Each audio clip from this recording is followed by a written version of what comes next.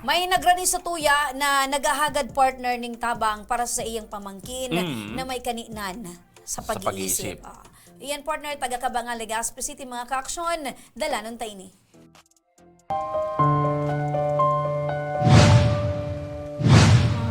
Maagad po ako kay tabang na gusto ko po maali na di sa puder ko ining pamangking ko.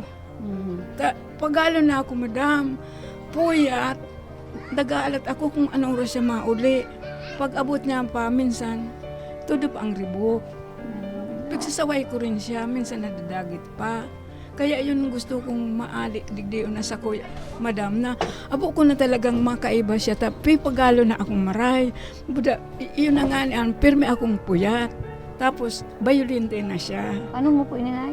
Pamangkin. Pamangkin. Hay, paon magurong niya? Nasa Manila. Ang arong ninda nasa Barrio Obrero 3379 AF Roas, Barrio Obrero, Tondo, Manila. Paano po na itanawon niya yan sa inyo? Diyan sa Pacific Mall na ilingkan sa rong pamangking ko, dinaraman digdis ako. Naglalakaw-lakaw da, namidbidan siya, kan pinsan niya. Tapos dinara digdis ako. Tapos hanggang ngayon, yaon digdi. Kasi mga abot ng isang taon, pigsabihan ko sa pamilya, nakuha na digdis ako. Tanya ko, nakakapirwisyo. Tapos kinuaninda, masang taon na. Pag kuaninda, dahil man nag-ibaman sa ama, pag abot sa sasakyan, nagpararibok so aki niya.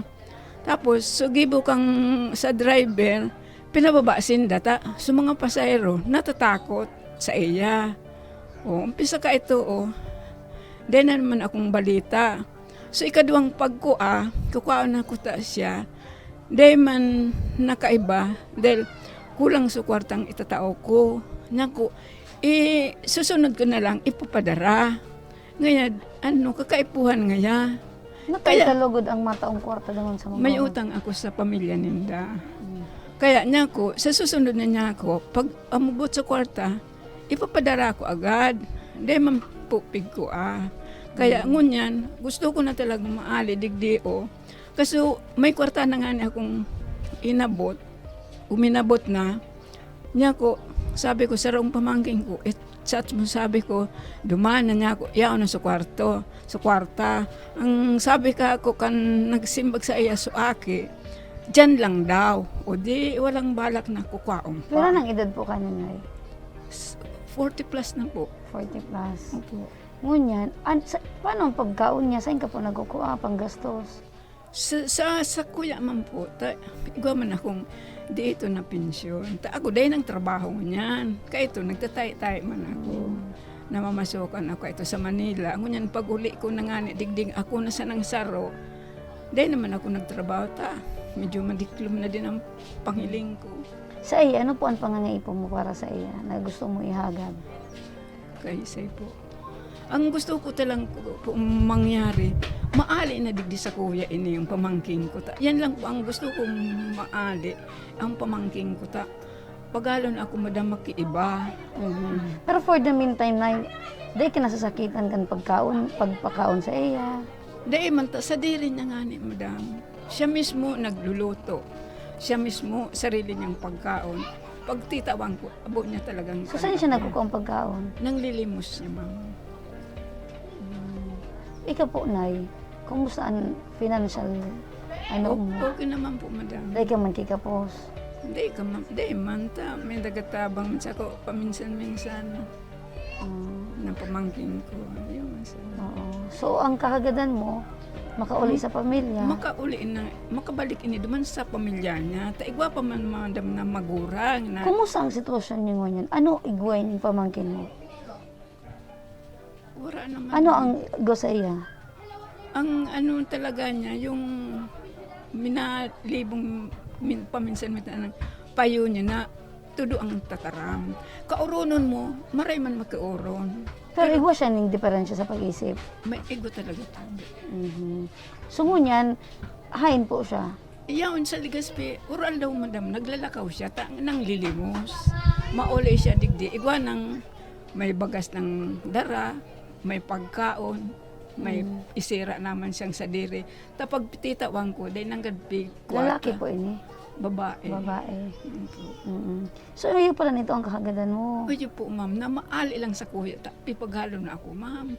Gurang na niya ako. Abo na niya ako magparapuya. Abo na mag-ali sa ako. Ako na ang pipalayas. Nairani mo na sa barangay. Opo, iyon nga ang sabi sa ko.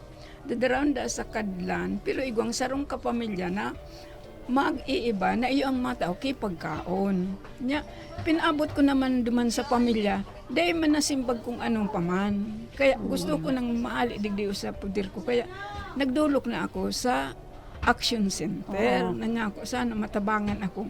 Makaali na talaga digdi sa ko. Anong pangalan kang magurang niya? Si Mr. Holyo Manahan. Julio. Manahan. Paano ka dipisil magataman sa iya? Nadibisilan ako, ma'am, makarigos siya. Kung anong nawalat niya, malwas lang siya digdi o dumugon ang suot niya. Dahil siyang pakiaram, maski pasabihan mo, dahil minadang mo. Kaya niya, napapagalo na akong maray. Sa luwas, kumusta? Dahil man siya, pagkaurunan mo, ma'am, maray man makiuron. Kaya iyo lang, pagdigdiyo sa kuya, yun na violente na. Ikaw anya ang lumayas, hindi anya ako. Ako ang pipalayas. Sabi ko, Joy, wag mong baliktarin ang pang-sitwasyon natin. Ikaw ang nasa katayuan mo. Ikaw yun, hindi ako. Ikaw ka ako ang umuwi na sa inyo. Iyo kong sinasabi sa kanya. Kaya lang, talaga matigas din ang ulo. Sa pamilya, nagpapadara? Ma'am, dahil. Siyempre, umaasa siya, ang anak niya nang lilimos. So, kaya, dahil madam nagpapadara. Kaya siya, pagkaon niya, sarili niya. Pagkaon ko, sarili ko din. Sublang duwana ka nagdigdian, year 2020. O, 22 naman yan. 2 taon na sa imo? Opo. Kaya, pagkalo na ako talaga, madam. Kaya yan ang pinakagusto kong maibalik na siya sa pamilya nila. Inako mo man ko ta na siya dibi, por medyo dahil pamangkin mo. Opo. Oo. Kaya lang, yun na nga, pasaway na siyang maray. Di ko na kaya, madam. Pero nang edad mo na 74.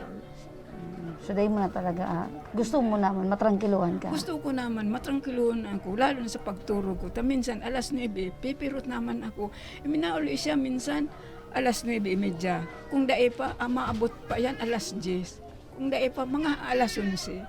Kang lockdown nga ni, naguli sa kuan, aga na. Siguro niya ako, na-curfew ito. So natutultol man ng pag-uli niya, digdi? Opo, nagtutultul man ang puro. Kaya lang, maabutan ito digdi, banggi. Pero pagkaaga, magising siya minsan alas 4, wala pang alas 4, matanga siya. Tudo niya lang ang taram. So sa agyaon siya? Sa aga, madam, yaon pa siya, pero amayong pa nandito na siya. Mga anong oras po? Mga arugaan na basta mga 5 or 6 yaon siya digdi.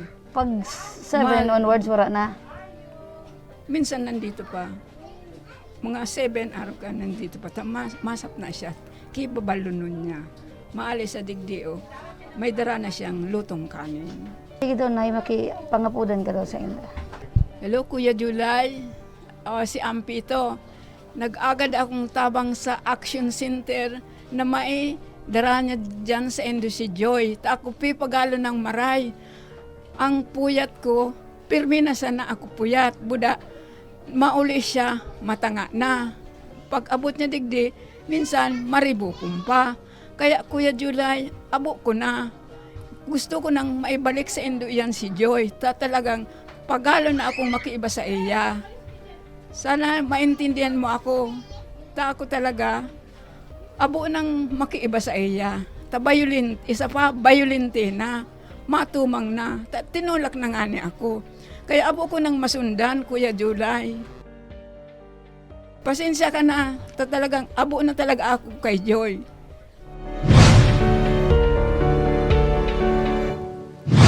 Ayan, partner, si Sarong Lola Amparo. 74 years old.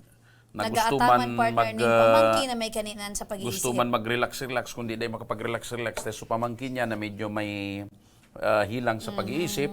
yaon duman ang problema pati siya na ang pipalayas. Correct, partner. Ang ano na siya, violente na, kaya nangangapudan siya, partner, at the same time, sa magurang ka ini, na gusto naman ibalik duman sa inda. Isipon mo na sa nang sitwasyon, partner. Man si Lola Amparo. Sa edad na 74, siya ang tagaligpit kan may nagas kan pamangkin niya. Oo, tapos pag makarigos, partner, Wow. kung ano sa pakadungog Ayo. niya, maluwas Ayo. naman sa sala. O di grabe ang Grabe ang linigan mo. niya. Buda, may sadiring pagkaon, partner. Pag tinauan mo pagkaon, wiwaragas na sa Wiwaragas. saya. O, kaya masakit sa sarong 74 years old na mag-ataman pa kan sa iyang pamangkin. O, Aside di, kaya, anong partner, plano kayo ni partner? nagdulo kayan sa tuya, partner, para Ihatod. ma-reach out taman sa pamilya. At the same time, tatawan taman, partner, ng asistansya medikal. Mhm. Sige.